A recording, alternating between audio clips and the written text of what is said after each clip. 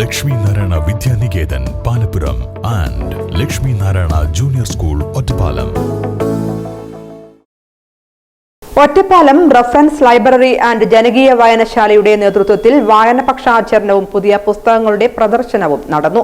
വായനശാല president E Ramachandran ഉദ്ഘാടനം ചെയ്തു. ഒറ്റപ്പാലം ലൈബ്രറി ആൻഡ് ജനകീയ വായനശാലയുടെ നേതൃത്വത്തിൽ വായനാ പക്ഷാചരണത്തിന് തുടക്കം കുറിച്ചു.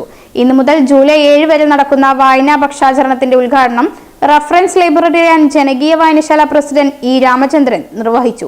1916 മുമ്പുള്ള ഒരു സ്ഥാപനത്തിലാണ് നമ്മളിപ്പോ വന്ന് നിൽക്കുന്നത്.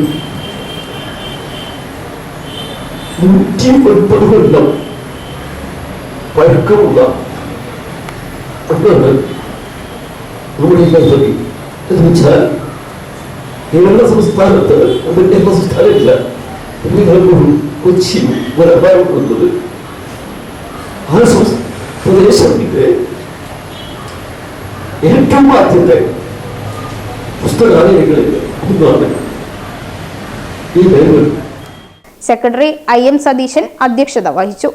Joint secretary P Parameswaran, KM ഉണ്ണി എന്നിവർ പങ്കെടുത്ത് സംസാരിച്ചു. വായനാ പക്ഷാചരണത്തിന്റെ ഭാഗമായി പുസ്തക പ്രദർശനവും സംഘടിപ്പിച്ചിരുന്നു.